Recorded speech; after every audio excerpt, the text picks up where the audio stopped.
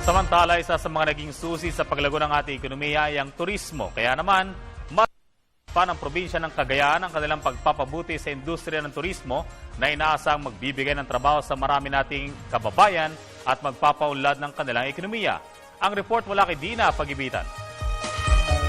Bagamat kilala sa ganda ng lugar, dahilan kaya sinasadya ng mga turista sa kabila ng layo nito, nananatiling payapa at payak ang bayan ng Santa Ana sa Cagayan Valley. Kasabay ng pagnanais na maipakilala ang lugar, patuloy ang mga programang nangangalaga at nagpapayaman hindi lamang sa kapaligiran, ngunit higit sa mga residente nito. Isa ang Cagayan Economic Zone Authority o CEZA, isang government-owned agency sa nangunguna sa pagpapanatili ng kaayusan at development ng probinsya. Sa kanilang ika-19 na anibersaryo, pinili nitong magsagawa ng job fair para sa mga residenteng naghahanap ng trabaho mapalokal man o ibang bansa. Ito yung isa sa mga programa namin na siyempre natutuwa kami na madami yung na-employ sa mga kababayan natin.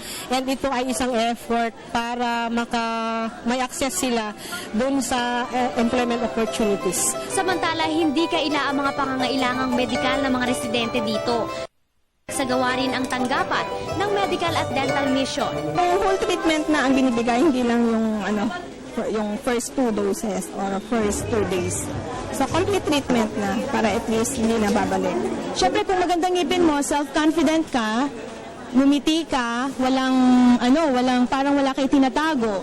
Sa ating komunidad, hindi naman lahat ay may kakayanan, may pera para pumunta sa doktor. So marami pa rin sa ating mga kababayan na naghihintay ng mga ganitong pagkakataon. Ang tig 200 pesos na natipid para sa mga gamot at vitamins sa mga anak ni na Emily at Maribel, gagamitin na lamang raw nila pambili ng pagkain. Kasi pag bibilin namin wala kaming pera, mas maganda na lang napupunta kami dito para makalibre kami ng gamot.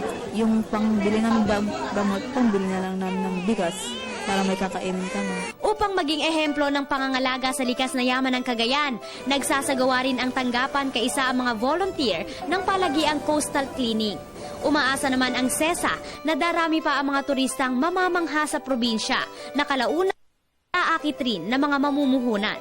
Para sa Telebisyon ng Bayan, ako si Dina Pagibitan.